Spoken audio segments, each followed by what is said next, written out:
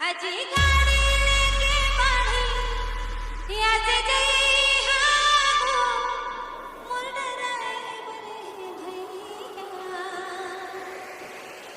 अजी भाग के गाड़ी मत चलई हो मोर डराए बरे भैया।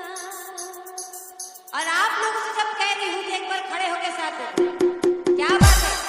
और हमारे छोटे भाई भी खड़े हो गए। आप लोग भी बाइक चलाते हो क्या? साइकिल चलाते हो? चलो उसके लिए ही सही, साइकिल आराम से चलाना, नहीं तो आपकी तरह हो जाएगा। चोट लगा है ना आपको? अरे बोल दरबार की। हाँ, और आइए भोलेनाथ से कहना है और हम बाबा से भी कहना है क्या?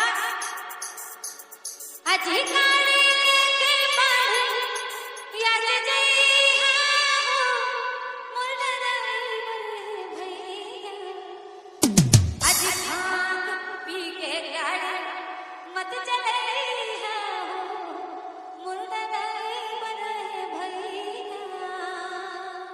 बोली सच्ची दरबार की। और आइए जरा दोनों हाथ बाबा के लिए ऊपर और झूम के कहना है क्या?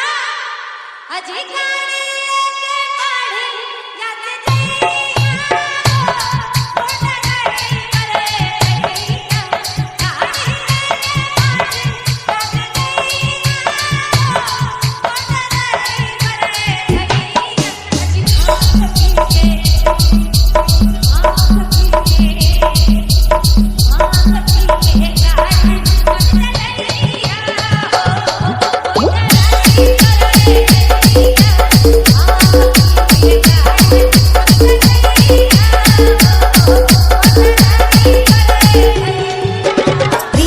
रियांशु बाबा से कौन कौन प्यार करते हैं खड़े होके साइड पे। बाबा से कौन कौन प्यार करते हैं वो खड़े हो जाएंगे। पैर में दर्द है तो बाबा के भरोसे छोड़ दीजिए, वो दर्द भी चल जाए। बोली सच्ची दरबार की, बोली बाबा भूतनाथ की। और मुझे लगता है मैं भाई लोग को कह रही हूँ इसीलिए हमारी माताएं बहनें खड़ी नहीं हुई। आप लोग भी पीकर चलाइए, मैं आप लोगों पर भी कहूँ। बोली सच्ची दरबार की, बोली बाबा भूतनाथ की। और आइए सभी साथ देके जरा झूमते हुए बाबा के भजनों में कहेंगे क्या? अरे भांग पी के गाड़ी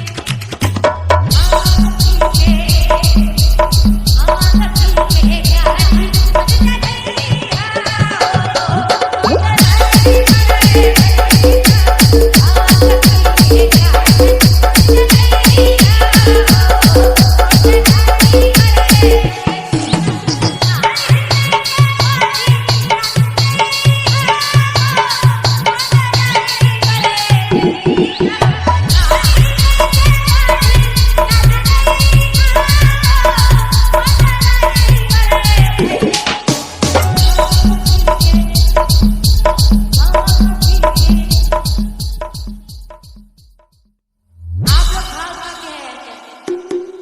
हमारी माता मैंने लगता भाग खा के आई है, इसलिए एकदम शांत है क्योंकि पता चल जाएगा। और आइए मैं चाहूंगी कि सभी की हाजिरी बाबा के दरबार में लगे, बाबा के चरणों में लगे। क्या बात है, सैल्यूट आपको। बोली सच्ची दरबार की जय, बोली बाबा भूतनाथ की जय। तो आइए सभी साथ देकर कहेंगे क्या?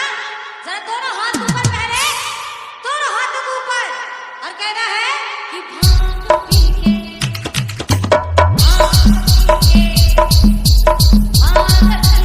गाड़ी मत चलई हो मोर डराए बरे भैया गाड़ी मत चलई हो मोर डराए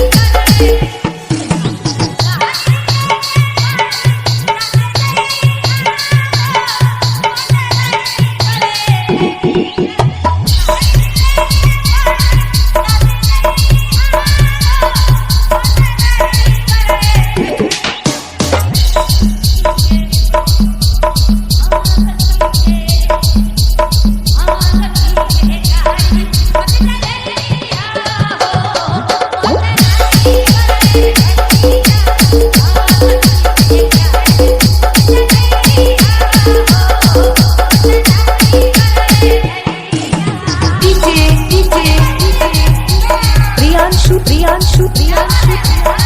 जमालपुर जमालपुर जमालपुर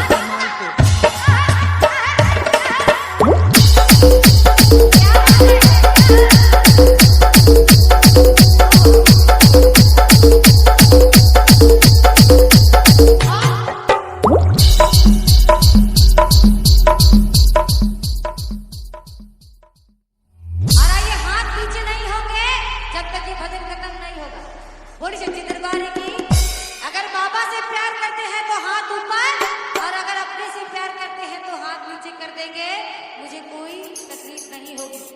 और ये कहना है क्या कि ले जाता पहाड़ा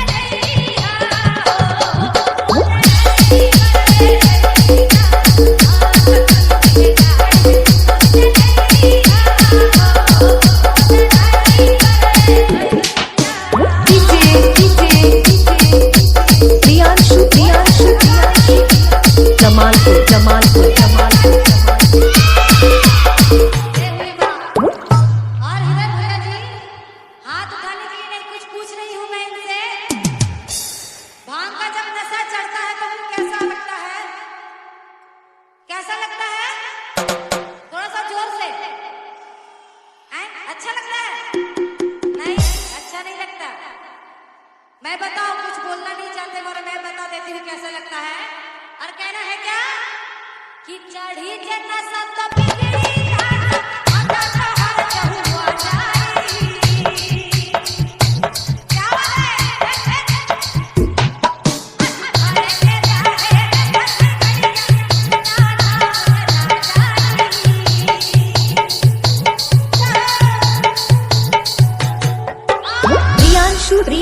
प्रियांशु मोबाइल आपका है या पड़ोसी का है?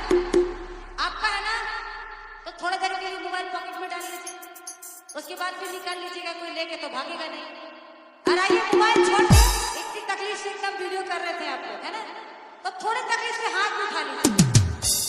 जिसके लिए मोबाइल है वो जीवन है, और इसके लिए जरा दोनों हाथ खोलेंगे। इधर वाले भैया जी आप लोग भी दोनों हाथ ऊपर, क्या बात है। और कहना है क्या कि चढ़ी के नशा कभी